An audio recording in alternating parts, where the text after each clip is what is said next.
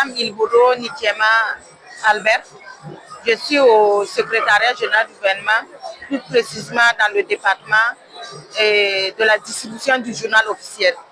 Deux plateformes qu'on a mis en place pour les usagers, pour l'Égypte Burkina, c'est une plateforme qui diffuse le droit burkinabé. Tout ce qui a été adopté en Conseil des ministres, comme loi, décret, décision arrêtée, tout est publié au niveau de l'Égypte Burkina pour permettre à tous les citoyens d'être au parfum des textes pris en Conseil des ministres. Et le logiciel est entièrement gratuit. Il y a un lien qu'il faut rentrer, www.legibburkina.gov.bf.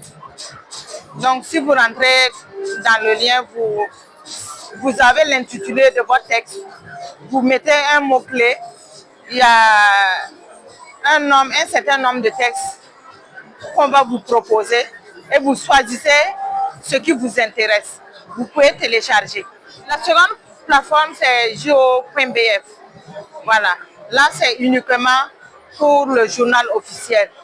Donc, vous pouvez télécharger, vous pouvez faire des insertions et faire des achats et faire des insertions. Parce qu'il y a une page aussi réservée aux particuliers, au monde associatif, donc qui viennent pour faire des insertions. Donc, le journal officiel est là pour ça. Et l'avantage, c'est que tu n'as pas besoin de te déplacer encore pour venir faire une insertion.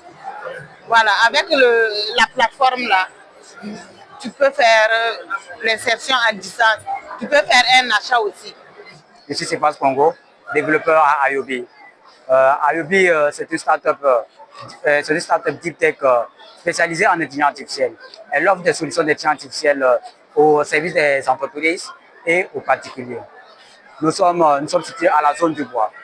Aujourd'hui, nous avons développé une intelligence artificielle Ayobi.world, qui est une intelligence artificielle un peu comme ChatGPT, mais spécialisée sexuellement burkinabé et africain. Nous avons remarqué qu'avec ChatGPT, quand nous posons des questions sur notre propre pays, nous n'avons pas de réponses spécifiques. Donc c'est ainsi, nous avons décidé de, pourquoi pas, nous avons posé la question, mais pourquoi pas créer une intelligence artificielle là où l'Africain pourra se mettre en valeur et un peu local pour pouvoir prioriser un peu, enseigner les petits frères sur les domaines, sur nos cultures et nos différentes cultures. Au niveau de l'application .world, vous pouvez l'accéder à travers l'application, à travers le chat, et chat avec l'URL chat.ayobi.world, et l'application a 4 agents. Donc, l'agent juridique, l'agent éducatif, l'agent créatif et l'agent comptable. Au niveau de l'agent juridique, nous l'avons entraîné avec les lois et les articles du Burkina Faso. En tant que civil, nous pouvons juste poser des questions et il va nous répondre en mettant aussi les référencements des articles tirés, de là où il a tiré ces différentes informations. Supposons que nous sommes à Ouagadougou et nous voulons visiter Bobo Dioulasso. Nous n'avons pas les informations concernant le Bobo Dioulasso. Avec l'application Ayobi.world, nous pouvons poser des questions sur les sites touristiques disponibles à Bobo Dioulasso et l'application nous fournit ça en heure plein de temps. Aussi, les informations sur les meilleurs sites touristiques aussi. Il n'y a pas de problème. Il nous fournit ça aussi à une heure de temps. De façon globale en Afrique, vous avez la possibilité de poser des questions concernant africains, mais vous n'aurez pas trop de réponses précises. Mais côté burkinabé, il y a des réponses précises. À notre disposition, nous avons d'abord Ayobi.world que nous avons mis en place, qui est l'intelligence artificielle pour les Africains, l'intelligence artificielle pour l'Afrique et le Burkina Faso. Et ensuite, nous avons Ayobi ERP, qui va sortir bientôt, mais qui n'est pas encore en production, qui va concerner les entreprises, les différentes entreprises. Avec Ayobi ERP, c'est un peu un peu de tout. Ça permet la gestion des entreprises de façon efficace. D'accord. Franck Ben Yassine Sawadogo, ingénieur de conception en génie des systèmes mobiles. Je suis ingénieur de conception actuellement en informatique au niveau du ministère de la Transition digitale. Alors, il faudrait dire que c'est un projet du ministère de la Transition digitale, en fait, pour la semaine du numérique. Voilà. Ils ont fait venir les robots pour, dans un premier temps, essayer de décomplexer les gens pour tout ce qui est comme question en fait dans le domaine de la technologie et de briser en quelque sorte les a priori que les gens ont. Parce que les gens percevaient en fait ces types de technologies, les robots, comme des technologies qu'on ne voyait qu'en Europe. Voilà. Le but premier en fait c'était de leur faire voir en fait et leur dire que on peut avoir ces technologies-là ici. Voilà. Le deuxième but, en fait, c'était de motiver, voilà, et surtout d'encourager en fait les plus petits, leur donner cette envie en fait de vouloir embrasser les domaines de la technologie. Voilà, leur donner envie en fait de développer des projets de ce genre-là. Et troisièmement aussi montrer que voilà, et le Burkina Faso par exemple, a des capacités, des ressources humaines en fait pour pouvoir piloter et conduire ces genres de robots et s'utiliser en fait à des fins qui sont orientées dans les objectifs de notre terroir. C'est des robots qui peuvent apprendre. Donc on peut par exemple apprendre à peut-être prendre des charges et aider par exemple à faire de l'assistance. Je suis Nohom Kamate, je suis le directeur général adjoint de l'Agence des technologies de l'information et de la communication. Nous sommes ici dans le cadre de la semaine du numérique du Burkina. Donc je fais partie de la délégation malienne et nous sommes devant le stand de la République du Mali. Nous sommes plusieurs structures ici qui constituent le stand. Il y a la Direction nationale de l'économie numérique, il y a l'Agence des technologies de l'information et de la communication, il y a l'Office des radios, télévisions, diffusion du Mali, il y a la Société de transmission et de diffusion du Mali, il y a l'Agence de presse et de publicité du Mali, il y a l'Autorité de régulation des télécoms. Donc c'est un ensemble de structures qui sont ici et avec leur mission, leur savoir-faire. Quand je prends l'Agence des technologies de l'information et de la communication, nous avons comme mission la digitalisation de l'administration publique au Mali. Et nous sommes venus avec nos produits et services. Donc nous avons une infrastructure qu'on appelle intranet de l'administration qui interconnecte un ensemble de structures de l'État. Et aujourd'hui, on est à plus de 500 structures interconnectées qui partagent des applications transversales de l'État et certaines applications spécifiques. Nous avons par exemple la gestion du courrier dans l'administration publique. Nous avons l'archivage des documents. Nous avons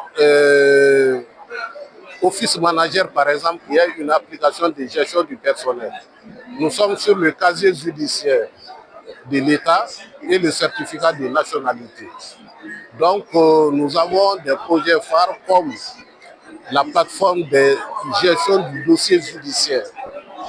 Donc, ça, c'est une plateforme qu'on est en train de développer. On a le guichet unique aussi de l'administration publique qui fédère un ensemble de services numériques. Voilà, donc en gros c'est un peu ça. En plus de tout ceci, nous gérons le nom de domaine Internet du Mali.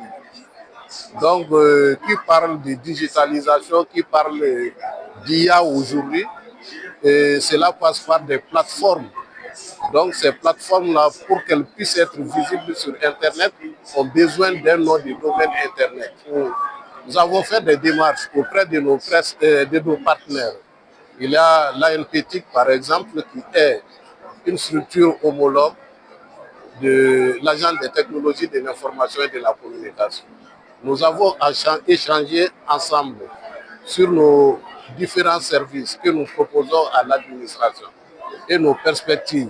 Je me nomme Sando Faustin, je suis technicien supérieur On fait un génie logiciel au niveau de l'Agence nationale de la promotion éthique, AMPTIC en abrégé.